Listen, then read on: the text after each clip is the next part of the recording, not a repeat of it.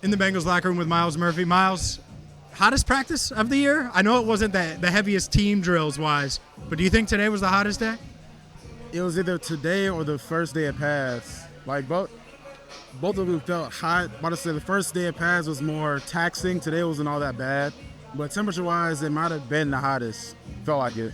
Yeah, it definitely felt like it. You guys had one session of full team, and you guys got to be a little more physical, I feel like, on defense than you have in the past.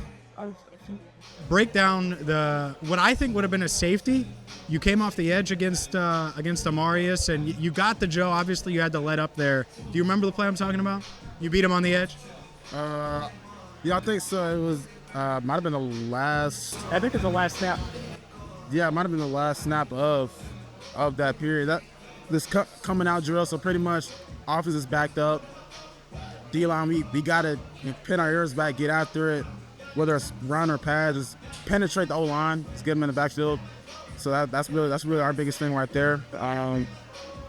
Everything's about get off and find my way back there, honestly.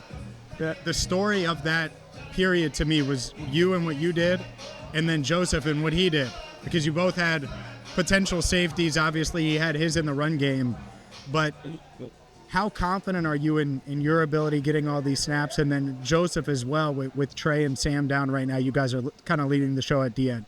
Honestly, I feel like these reps are very beneficial to the ends, honestly. I'm about to say we of course we have two vet guys in Trey and Sam's. They played a lot of reps. They know how the game flows. They have a groove of how they like to play.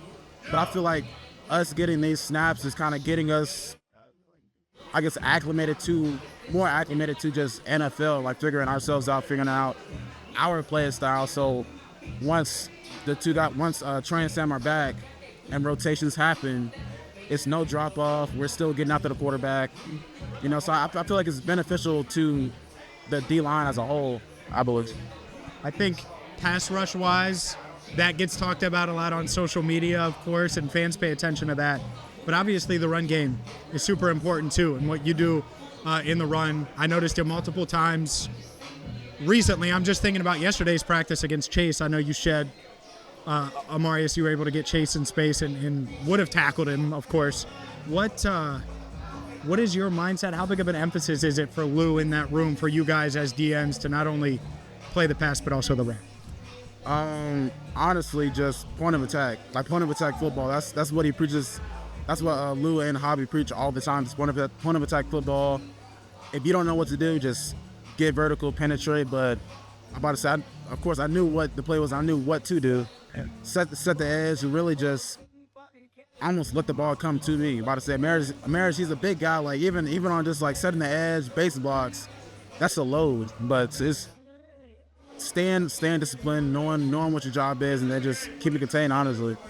How beneficial is it dealing with Amarius' size day in and day out? Because that's unique. It's not like every tackle that you face is going to have his size and power.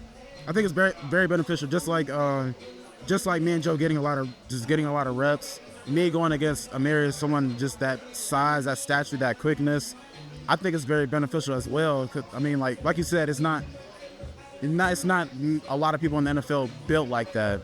Now, there are a lot of people in the NFL that are very technical, very athletic, very strong. But I feel like going against him every day is great work. Like, honestly, just get great work physically and mentally, honestly. Just being able to develop a pass rush plan and just growing, honestly. We learned today, and I'm sure you heard before today, but Zach told us that Cam Sample out for the season with the Achilles.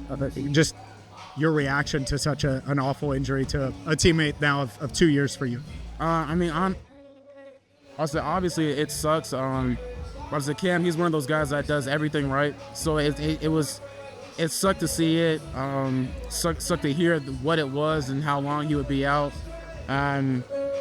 Honestly, I guess still kind of a surreal feeling, like just knowing, just knowing that he is down and just seeing him on a like day-to-day basis before the injury, just doing all the right things, recovery, getting in here, studying the playbook, just doing all of the right things, and just seeing him go down like that, it kind of does hurt a little bit, yeah.